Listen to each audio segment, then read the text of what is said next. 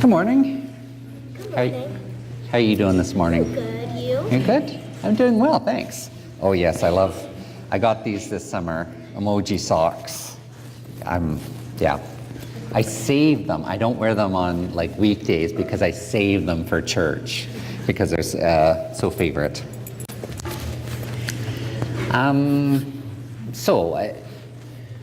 A lot of you may have, there's some older readers here today, so a lot of you may have read the Narnia books, or even just the first book of Narnia, Lion, the Witch, and the Wardrobe. No, some of you have, some of you haven't. Anyone seen the movie? Yeah, okay. So this story is that there's like 3 children, and they're spending the summer at a relative's house. And they find a closet, and there's a door at the back of the closet. So not only is there the door to go into the closet, but there's a door at the back. They go push aside the coats at the back of the closet, and there's a door on the other side. When they open that door, there's like a whole different world. It's like a world of talking animals. And so they see all these different animals and talk with them and have all sorts of adventures. But there's one animal in particular, a lion, that they meet. And it's a friendly lion. His name is Aslan.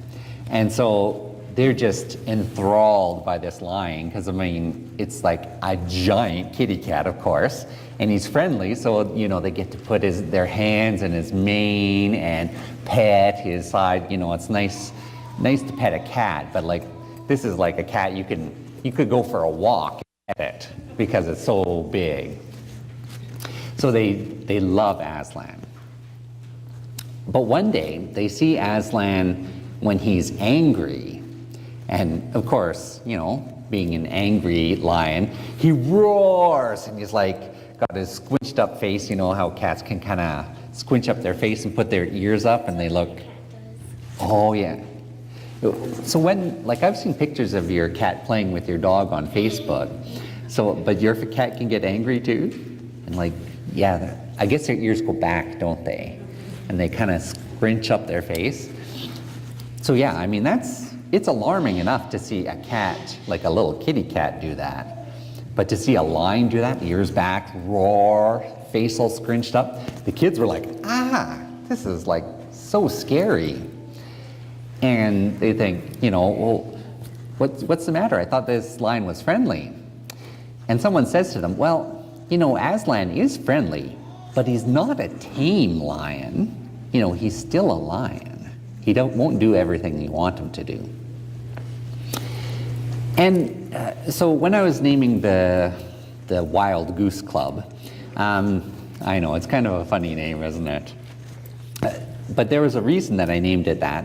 It's because there were some Christians who lived in Ireland a long time ago, and they didn't have lions there, but they had geese, and they would see these geese moving and kind of doing whatever they wanted, and they thought, that's kind of like God. God is not tame. God doesn't do just what you want God to do. God sometimes moves around and does their own thing. So they saw the geese around there and they said, God's kind of like a wild goose.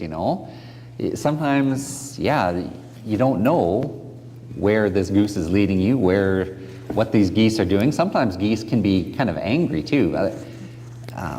I've never seen an angry goose, and have you? Yeah. I know some people in the congregation have seeing angry geese, but Josie, you've seen angry goose? Any else? Yeah? Yeah. Well, that's just it. How many people here have gotten bit by a goose before? Yeah, okay. So it's a significant percentage. So yeah, wild geese and sometimes even tame geese are not very tame. So it's not to say that God doesn't love us. God always loves us. But God is sometimes angry too, and God doesn't always do everything we want God to do too. There's a time in the church when the people up here, they pray, and it's called Prayers for Others and Ourselves. And during that time, the minister usually names some people and says, okay, God, please help these people because they need your help. You know, they're sick or they're sad. We want you to make them healthy. We want you to make them happy. And sometimes those prayers are answered, and sometimes they aren't. And the thing is, we can't make God do what we want God to do because God is not tame. God is not, we can't control God.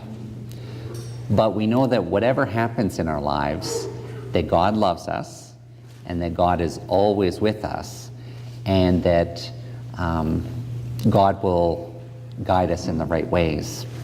And so that's why I called it the Wild Goose Club, because it reminds us that God is not tame, but that God is always with us.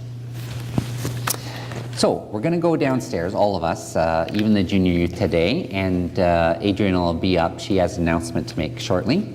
So we'll go downstairs, and the youth will go downstairs too, and Keith's got some programming for you too.